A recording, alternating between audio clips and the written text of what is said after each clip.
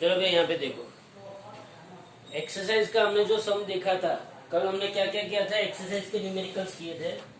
आज हम लोग एग्जांपल्स कर रहे हैं। क्या कर रहे हैं आज हम लोग? एग्जांपल्स। एग्जांपल्स में पहला एग्जांपल जो है, एग्जांपल्स के अंदर अभी जो मेन थियरी है वो सब तो मैंने बाकी रखी है। मेन थियरी बाकी है, रेजोनेंस बाकी है, क्यू फैक्टर बाकी है, हाफ पावर बैंडविड्थ बाकी है, ट्रांसफॉर्मर बाकी है, एनएलसी ऑसिलेशंस बाकी है। ये सब तो भी बाकी है, लेकिन वो बाद में आराम से। पहले एग्जांपल देख लो। A light bulb is rated at 100 watt for a 220 volt supply. AC supply आपको कितने का दिया है? VRMS 220 volt. याद रखना सप्लाई बोला है मतलब कि वो क्या है? VRMS ही है, 220 वोल्ट। और उसका पावर ऑफ बल्ब कितना है? पावर ऑफ बल्ब कितना है? 100 वोल्ट। इसको पावर रेटिंग बोलते हैं, या तो बल्ब के ऊपर की रेटिंग बोलते हैं। पहला, the resistance of the bulb ढूंढना है। क्या ढूंढना है? पहला question, resistance of bulb. Resistance of bulb मुझे ढूंढना है, तो मैं कौन सा इक्वेशन लगाऊंगा? P पता है, V पता है, तो P is equal to V square by R। अगर मैं यूज करता हूं तो मेरा R इज इक्वल टू क्या होगा? V square bye P। V कितना आया? 220 डिवाइडेड बाय 100, 0 0 0 0 कट, तो मुझे रेजिस्टेंस मिला समथिंग ओम, 484 आएगा। ओके, तो ये मुझे रेजिस्टेंस मिला। ओके, 484 ओम। दूसरा क्वेश्चन उसने मुझे क्या पूछा? बोलो, दूसरा क्वेश्चन क्या पूछा उसने मुझे?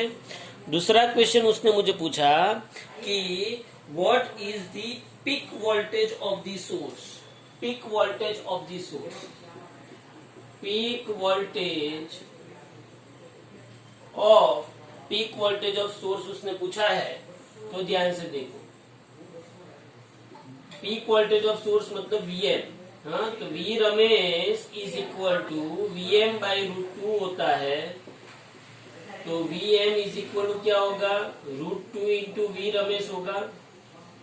तो यहाँ पे VM इज इक्वल √2 मतलब 1.4142, और V रमेश कितना है? 220। तो आपको यहाँ पे क्या मिल जाएगा? VM मिल जाएगा। बोलो, इतना पता चला। तो ये आपको क्या मिल गया? पीक वोल्टेज मिल गया। क्या मिल गया आपको? Peak voltage. तीसरा क्वेश्चन उसने पूछा है, the RMS current through the source, through the bulb. Bulb में से कितना करंट पास हुआ?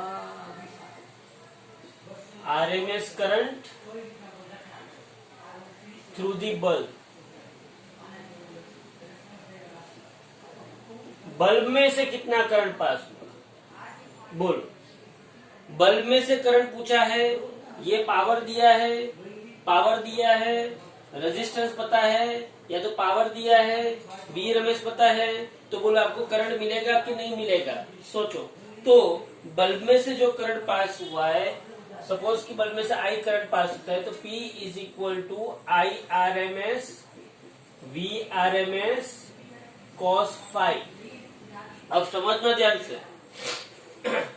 रियलिटी में एसी में पावर का इक्वेशन क्या है? P is equal to VRMS IRMS cos phi. क्या ये है पावर का इक्वेशन? लेकिन हियर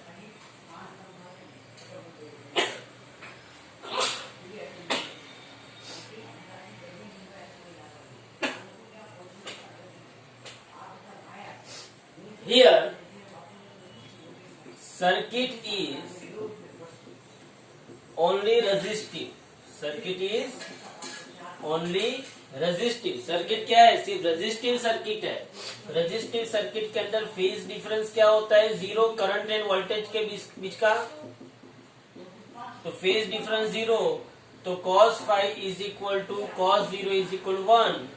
सो पावर का इक्वेशन आपके पास आया, P is equal to V RMS into I RMS into 1।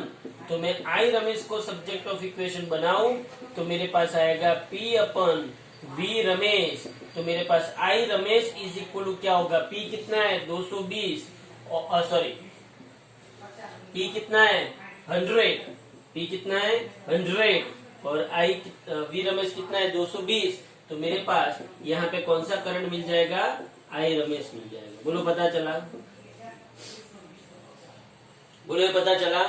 तो ये पहला न्यूमेरिकल, पहला एग्जांपल एकदम इजी एग्जांपल, कोई इतनी बड़ी बात नहीं है। दूसरा example, a pure inductor of 25 milli henry is connected to source 220 volt. Pure inductor है, ध्यान से देखना, प्योर इंडक्टर है। प्योर इंडक्टर मतलब कि प्योरली इंडक्टिव सर्किट है। तो inductance of a inductor, inductance of an inductor, inductance of an inductor L is equal to 25 milli henry, मतलब कि 25 इंटू 10⁻³ हेनरी। प्योर इंडक्टर जो है वो 220 वोल्ट के सप्लाई के साथ जुड़ा हुआ है। तो सप्लाई वोल्टेज क्या हुआ, सप्लाई वोल्टेज मेरे पास हुआ V RMS is equal to 220 volt. Okay, ये आपके पास V रमेश आ गया। उसने क्या पूछा है, find the inductive reactance, find the inductive reactance and RMS current in the circuit if the frequency of the source is 50 hertz. Frequency of source क्या पूछा है, बोल दिया है उसने, frequency of source F is equal to 50 hertz है। तो पहला तो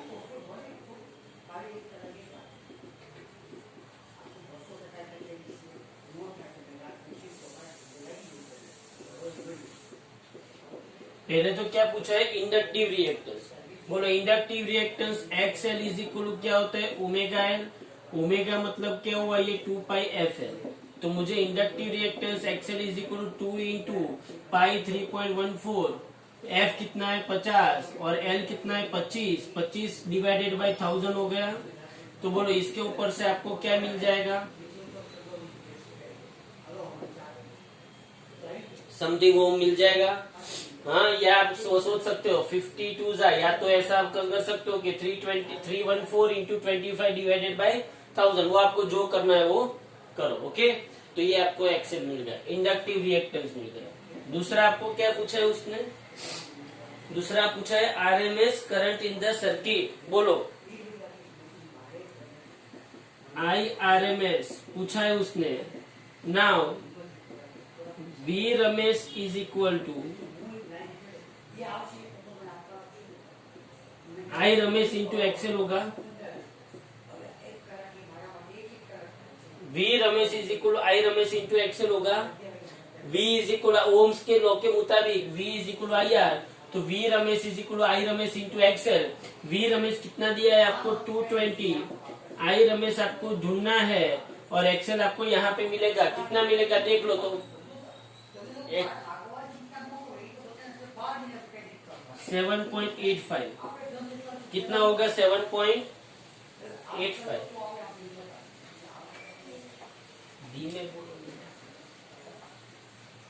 ये कितना होगा 7.85। तो ये 7.85, तो I R M S is equal to 220 by 7.85, तो जो होगा वो आपका आंसर। बोलो समझ में आया। तो ये आपका फर्स्ट एग्जांपल हो गया, ये सेकंड एग्जांपल हो गया। V R M S is equal I R M S into XL. तो वी आर एम एस आपको 220 पता है, आई आर एम एस ढूंढना है और एक्सेल आपको कितना मिल गया 7.85। तो इसके ऊपर से आपको आई आर एम एस मिल गया। बोले ये पता चल गया, दो क्वेश्चन, दो एग्जाम्पल के न्यूमेरिकल। अच्छा आगे बढ़ते हैं। तीसरा जो है उसके अंदर क्या कहा गया है, तीसरे न्यूमेरिकल के अंदर क्या कहा गया है, ध्यान से देखो। तीसरा ऐसा है कि a lamp is connected in series with a capacitor. Predict your observations for DC and AC connection what happen in each case if the capacitance of the capacitor is reduced? A lamp is connected in series with capacitor. चलो, एक lamp को capacitor के साथ series में connect किया है। एक बार उसको डीसी सप्लाई के साथ कनेक्ट करो,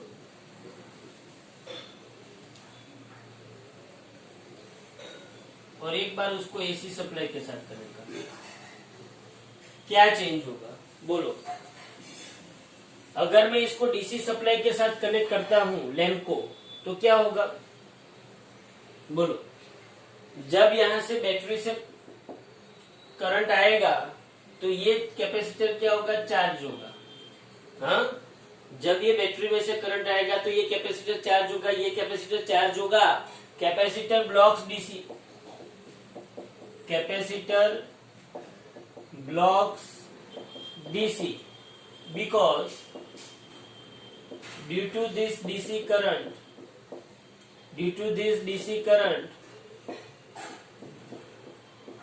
plates of capacitor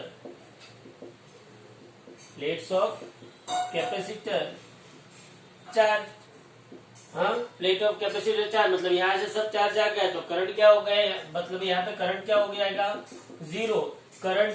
due to zero current, due to no current, या तो due to no minimum current, due to no current, lamp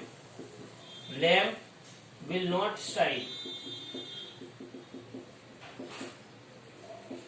on और शाइन। लैम्प ऑन होगा नहीं। बोलो, इतना समझ में आ रहा है कि नहीं आ रहा है? हाँ, कि चार्ज हो गया तो करंट फ्लो नहीं होगा, करंट फ्लो नहीं होगा तो लैम्प कभी भी ग्लो करेगा नहीं। बराबर है? लैम्प विल नॉट ऑन, या तो विल नॉट ग्लो, या तो will not shine. If we increase the value of capacitance, then also lamp will not glow, मतलब वो कैपेसिटेंस की वैल्यू पे डिपेंड करता नहीं है। एक ये बात, कब? जब मैंने डीसी सप्लाई दिया तब। अब जब एसी देते हैं तब क्या होगा? देखो, सबसे बड़ा रीजन ये है कि डीसी को, कैपेसिटर डीसी को क्या करता है? ब्लॉक करता है। कैपेसिटर डीसी को क्या करता है? ब्लॉक। अब यहां से डीसी करंट आया, कैपेसिटर ने उसको ब्लॉक कर दिया, आगे जाएगा नहीं तो लैंप कुछ नहीं होगा। अब यहाँ पे देखो एसी सप्लाई, कौन सा सप्लाई है यहाँ पे? AC supply. देखो,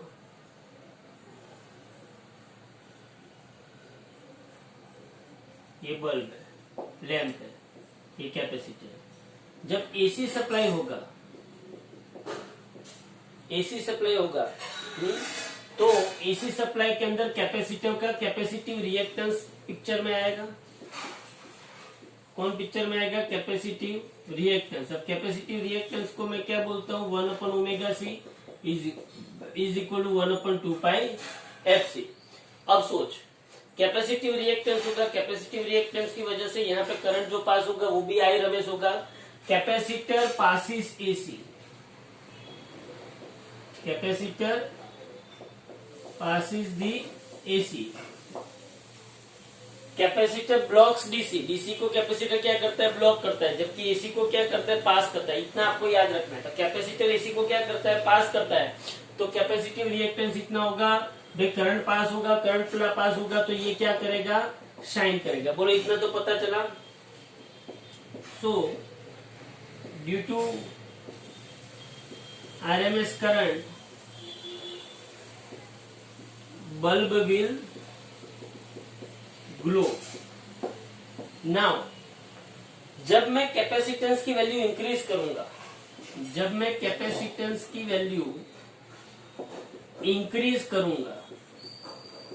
मैं सी इंक्रीज करता हूं तो एक्सी जो है वो इनवर्सली प्रोपोर्शनल टू सी है। एक्सी इनवर्सली प्रोपोर्शनल टू सी है, मतलब अगर मैंने सी इंक्रीज किया तो रिएक्टेंस डिक्रीज होगा। रिएक्टेंस क्या होगा, डिक्रीज। रिएक्टेंस डिक्रीज होगा, रिएक्टेंस डिक्रीज होगा तो करंट ज्यादा घूमेगा, मतलब करंट इंक्रीजेस, करंट इंक्रीज होगा, करंट इंक्रीज होगा तो बल्ब विल शाइन मोर। समझ लो, जब मैं क्या करता हूं, एसी सप्लाई तो मैंने दे ही दिया है, जब मैं capacity due to this capacity AC supply दिया है, इसलिए यही कैपेसिटर यहाँ पे एक रिएक्टेंस क्रिएट करेगा, एक रेजिस्टेंस क्रिएट करेगा, जिसको हम क्या बोलते हैं, कैपेसिटिव रिएक्टेंस। और उस कैपेसिटिव रिएक्टेंस की वैल्यू क्या है, एक्सी इज इक्वल 1/ओमेगा सी। ओमेगा क्या है, 2πf। अगर मैं C की वैल्यू बढ़ाता हूं तो XC घटेगा, XC घटेगा तो I बढ़ेगा, I बढ़ेगा, करंट बढ़ा तो बल्ब ने ज्यादा शाइन करना है। लेकिन अगर मैं वाइजा वर्सा कि कैपेसिटेंस की वैल्यू में क्या करता हूं, डिक्रीज करता हूं। चलो मैं कैपेसिटेंस की वैल्यू डिक्रीज करता हूं तो XC क्या होगा, इंक्रीज। XC इंक्रीज होगा तो करंट क्या होगा, डिक्रीज। तो बल्ब इतना शाइन करेगा नहीं, मतलब वो कंपेरेटिवली कम शाइन करेंगे। बोलो यहां तक पता चला, ये एग्जांपल नंबर 3 के अंदर पता चला। ये बहुत ही बढ़िया एग्जांपल है। हाँ? समझना है कि डीसी है, एसी है, कंपोनेंट तो यहाँ पे दोनों सेम ही है, यहाँ पे भी कैपेसिटर, यहाँ पे भी कैपेसिटर, यहाँ पे भी बल्ब, यहाँ पे भी बल्ब, कंपोनेंट तो दोनों सेम ही है। लेकिन मेन बात क्या है कि यहाँ पे मैंने जो सप्लाई दिया है वो डीसी है, और यहाँ पे जो सप्लाई दिया है वो एसी है। डीसी कैपेसिटर डीसी को ब्लॉक करता है और कैपेसिटर एसी को पास करता है। बोलो इतना पता चला। चलो ये हो गया आपका एग्जाम्पल नंबर 3। उसके बाद आता है एग्जाम्पल नंबर 4।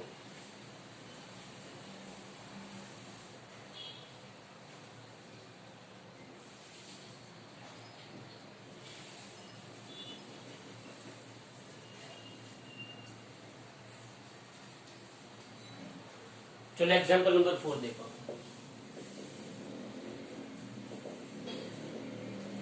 ध्यान से देखना।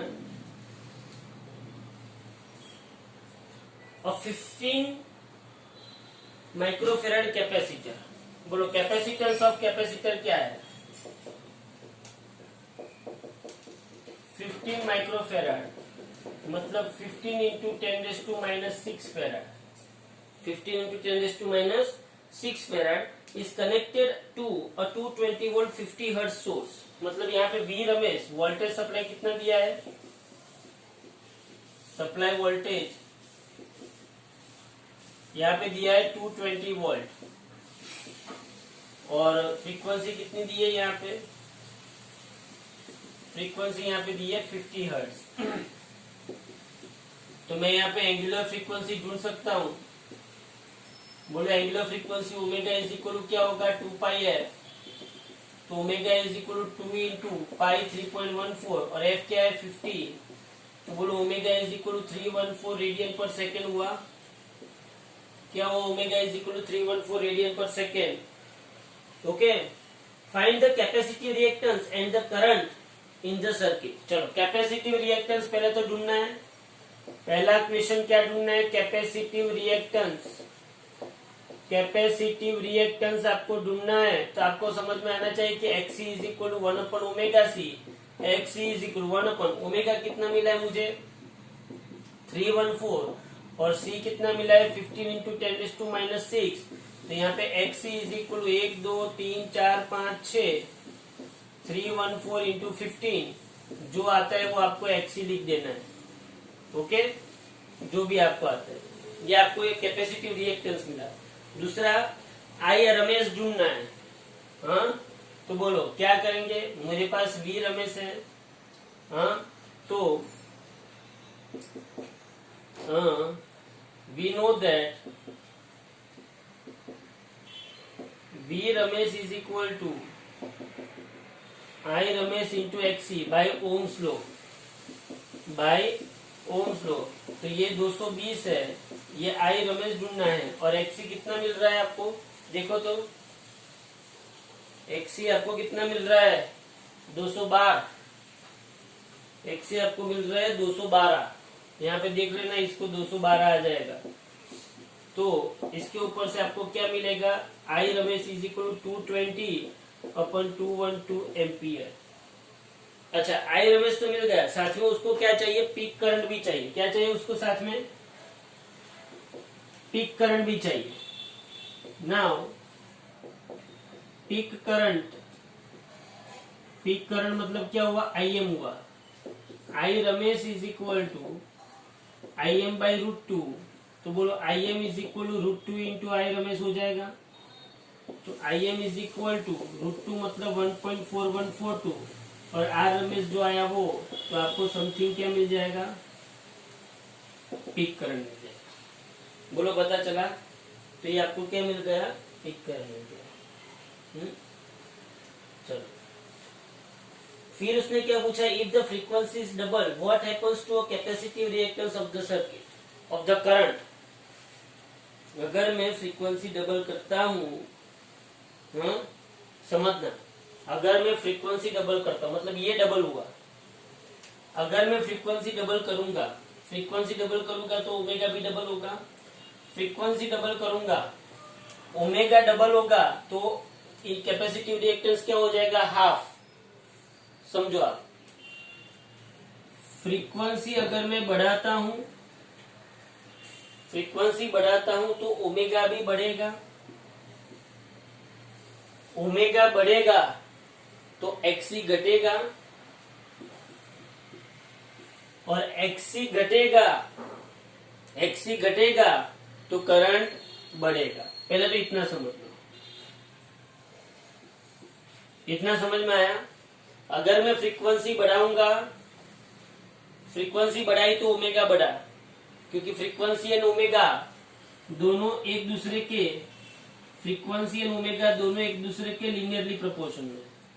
अगर फ्रीक्वेंसी बढ़ाई तो ओमेगा बढ़ा, अगर ओमेगा बढ़ाए तो एक्सी घटा। क्यों घटा, क्योंकि ओमेगा एंड एक्सी दोनों एक दूसरे के इनवर्सली प्रोपोर्शन में है। और अगर एक्सी और आई आर एम एस, तो V कांस्टेंट है, तो XC and I R M S भी दोनों एक दूसरे के इनवर्सली प्रोपोर्शन में है। तो यहाँ पे I R M S is directly proportional to 1/XC। अब सोच, अगर ये डबल हुआ, F डबल हुआ तो ओमेगा डबल होगा, ओमेगा डबल हुआ तो XC हाफ होगा, XC हाफ होगा तो IRMS डबल। पूरा पता चला कि नहीं चला, समझ लो अच्छी तरीके से। अगर F बढ़ा, अगर F डबल हुआ, अगर F क्या हुआ, F डबल, तो ओमेगा भी डबल, ओमेगा डबल तो XC हाफ, XC हाफ तो करंट क्या हुआ, डबल। बस इतना आपको समझना है, बराबर। तो ये आ गया आपका एग्जाम्पल नंबर 4। बोलो क्लियर हुआ। V RMS C F omega, omega के ऊपर से XC, XC के ऊपर से IRMS, IRMS के ऊपर से IM, और ये आपको पता होना चाहिए। तो ये हो गया एग्जाम्पल नंबर 4। बोलो क्लियर हो रहा है ये 4 एग्जाम्पल। एग्जाम्पल नंबर 8 के अंदर, एग्जाम्पल नंबर 8 आपका पावर के ऊपर है, ध्यान से देखना।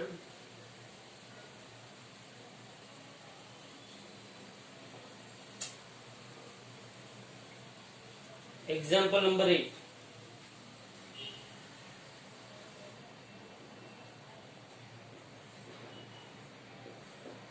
क्या दिया है आपको, sinusoidal voltage off peak value दिए 283 वोल्ट। पीक वोल्टेज आपको दिया है, पीक वोल्टेज आपको दिया है 283 वोल्ट। ध्यान से समझना, ये पीक वोल्टेज है, और फ्रीक्वेंसी आपको दी है 50 हर्ट्ज। याद रखना ये पीक वोल्टेज है वीएम और वीआरएमएस में डिफरेंस है, और ये फ्रीक्वेंसी दी है आपको 50 हर्ट्ज। देखो ध्यान से। फिर उसने क्या पूछा है, यहाँ पे कि एलसीआर आर दिया है, एल दिया और C, R 3 ohm, L 25.48 milli henry, resistance भी उसने दिया है, इंडक्टेंस एल 25.48 मिली हेनरी और कैपेसिटेंस कितना दिया है, C is equal to 796 microfarad. इतना सब कुछ उसने दिया है। और find the impedance of the circuit. पहला क्वेश्चन उसने पूछा इम्पीडेंस। अब ये कौन सी सर्किट है, LCR series circuit. LCR series circuit है ये। तो एलसीआर सीरीज सर्किट के लिए इम्पीडेंस का इक्वेशन क्या था, Z is equal to in bracket square root R square plus XC minus XL का स्क्वायर। तो आर मुझे दिया है, एक्सी और एक्सएल निकालना है। तो यहाँ पे एंगुलर फ्रीक्वेंसी क्या होगी, omega is equal to 2 pi F. Omega is equal to 2 into 3.14 into 50। तो omega is equal to 314 radian per second. चलो इंडक्टिव रिएक्टेंस क्या आएगा, inductive reactance X L is equal to omega L, मतलब 314 into L. मतलब आपको यहाँ पे दो चीज ढूंढनी होगी। हियर इंडक्टिव रिएक्टेंस आपको पहले ढूंढना पड़ेगा। X L is equal to omega L, मतलब 314 इंटू 25.48 इंटू 10⁻³ तो एक्सएल आपको समथिंग ओम मिलेगा। साथ में आपको क्या ढूंढना पड़ेगा, कैपेसिटिव रिएक्टेंस ढूंढना पड़ेगा। तो कैपेसिटिव रिएक्टेंस का इक्वेशन है X C is equal to 1 omega C is equal to 1/314। C कितना है 796 इंटू 10⁻⁶ समथिंग ओम मिलेगा आपको। बोलो एक्सी मिलेगा, एक्सएल मिलेगा, यहाँ पे रख दोगे एक्सी और एक्सएल को यहाँ पे रख दोगे और आर को रख दोगे तो बोलो आपको मिल जाएगा आंसर इम्पीडेंस का। समझ में आ रहा है, सिर्फ मैथमेटिक्स है, थोड़ा कैलकुलेशन करना है और कुछ नहीं है। तो एक्सी रखा, एक्सएल रखा, आर रखा, तो आपको क्या मिल गया, इम्पीडेंस मिल गया। दूसरा क्वेश्चन उसने क्या पूछा है, दूसरा क्वेश्चन उसने पूछा है फेज डिफरेंस। चलो फेज डिफरेंस ढूंढ लेते हैं। दूसरे क्वेश्चन में उसने पूछा है फेज डिफरेंस। चलो फेज डिफरेंस के लिए क्या करना पड़ता है, tan phi is equal to, याद करो, XC minus XL divided by क्या था, आर।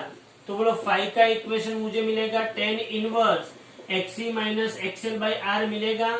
यहाँ पे वापिस से वही बात आई, tan इनवर्स एक्सी की वैल्यू रखो, एक्सी की वैल्यू रखो। चलो एक्सी और एक्सएल की वैल्यू कितनी आती है, एक्सी की आती है 4 और एक्सएल की 8।